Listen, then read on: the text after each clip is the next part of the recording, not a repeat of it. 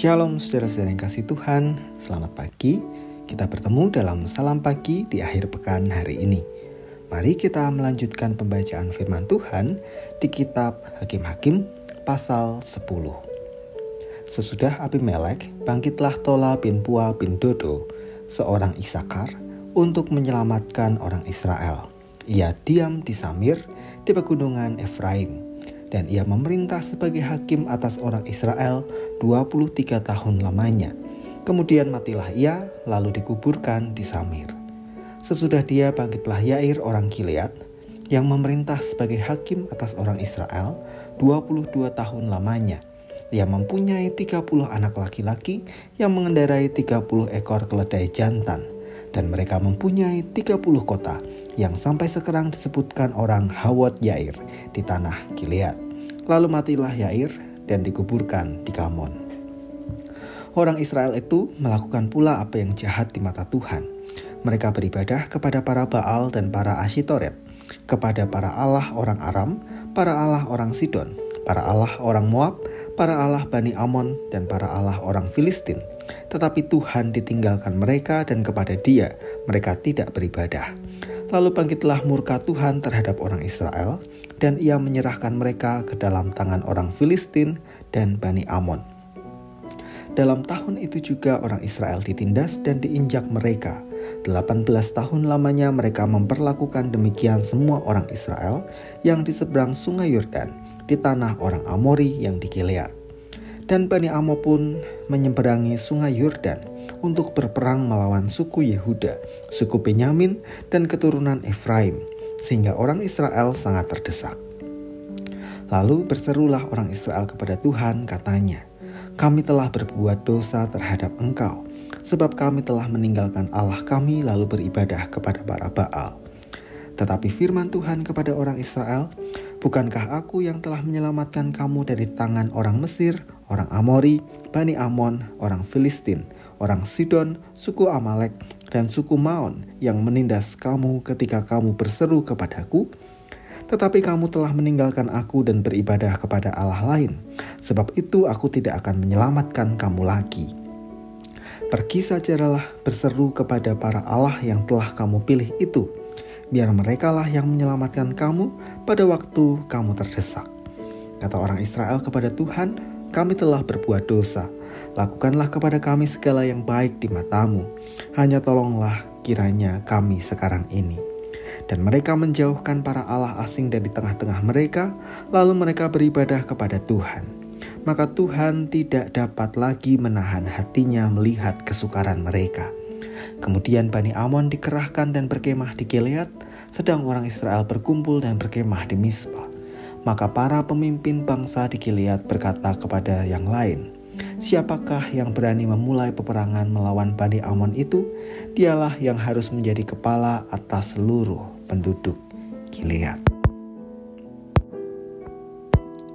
Tuhan tidak dapat menahan hati saat melihat umatnya dalam kesukaran. Ketika Israel berubah setia terhadap Tuhan, mereka sempat dibiarkan untuk menghadapi tantangan saat orang Filistin dan Bani Amon bersiap menyerang mereka. Tuhan secara lugas berkata, "Pergi sajalah, berseru kepada para Allah yang telah kamu pilih itu. Biar merekalah yang menyelamatkan kamu pada waktu kamu terdesak." Di saat itu, Israel menjadi tersadar, kemudian bertobat.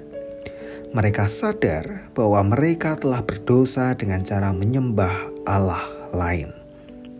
Dan kemudian mereka bertobat, yaitu berbalik kepada Tuhan dengan menjauhkan para allah asing dari antara mereka. Dan ketika melihat tindakan itu, Tuhan tidak dapat menahan hati untuk menolong Israel. Saudara-saudara yang kasih Tuhan, dari sini kita bisa belajar dua hal. Yang pertama, bahwa seringkali kita datang berseru kepada Tuhan hanya ketika kita menghadapi pergumulan. Sebaliknya, ketika kita mengalami semuanya sedang baik-baik saja, kita jadi lupa hadirat Tuhan dalam hidup kita. Maka jika sampai saat itu hal itu terjadi, segeralah sadar dan bertobat. Biarlah kita menjadi umat yang setia kepada Tuhan dalam segala situasi apapun yang kita alami, baik buruk, kelimpahan, kekurangan, suka maupun duka. Kiranya kehadiran atau hadirat Tuhan melingkupi hidup kita dan kita terus setia kepadanya. Yang kedua, kita diingatkan betapa Tuhan tidak dapat mengingkari jati dirinya, bahwa Ia setia dan menjadi penolong bagi umatnya. Seburuk apapun tindakan yang pernah dilakukan umatnya, Ia menghargai pertobatan dan tetap memperhatikan bahkan menolong umatnya. Maka kini betapa bersyukurnya kita memiliki Allah yang setia dan Allah yang memiliki kasih begitu besar bagi umatnya. Mari kita berdoa.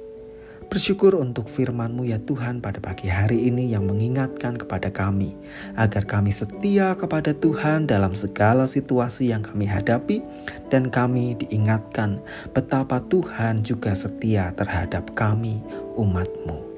Oleh karena itu, ajar kami agar kami menghargai kehidupan kami dan kami terus menyerahkan apa yang kami hadapi hari demi hari semata-mata pada pertolongan Tuhan. Kami menyerahkan ya Tuhan akhir pekan kami masing-masing. Kiranya Tuhan menolong kami baik dalam pekerjaan, dalam studi, dalam segala sesuatu yang kami kerjakan. Kiranya Tuhan memberkati. Di dalam nama Tuhan kami Yesus Kristus kami berdoa. Amin.